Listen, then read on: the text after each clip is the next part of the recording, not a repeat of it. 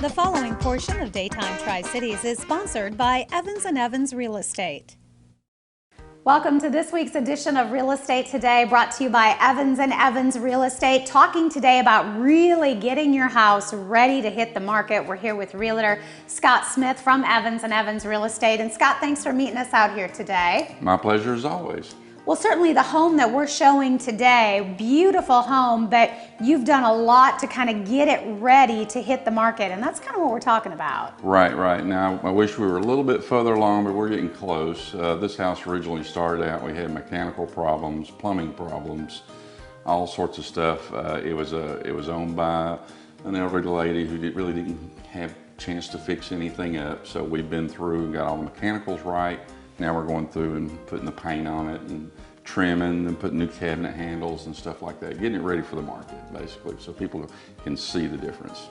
And certainly can see the difference on a home like this. And I would imagine a lot of homes that are older in the area that we're looking at a market that the demand is so high. What an opportunity to get some of those older homes ready to go. Absolutely.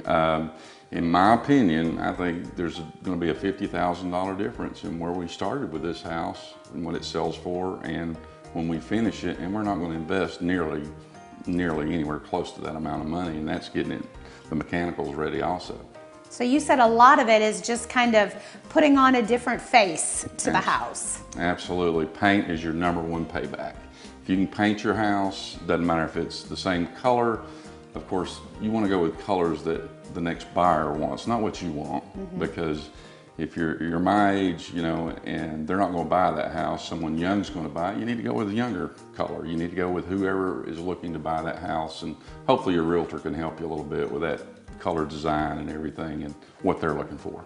And when you're putting together a game plan, how do you know, what's some of your tips on what should be done and what might be a little too much? Right. Well, my rule of thumb is everything needs to work.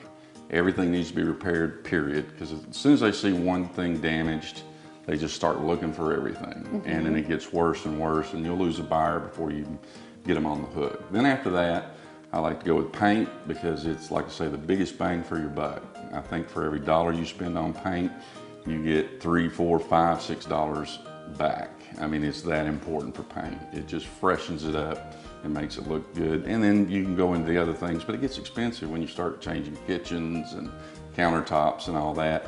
You just have to make that decision for your house and your neighborhood, how much the house is going to bring and whether it's worth it or not.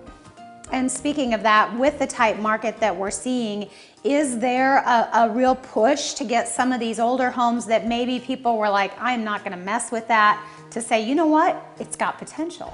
Yes. Now we have a different market a little bit because at first when this market really took off, people were buying anything, anywhere, anyhow, didn't matter how it looked.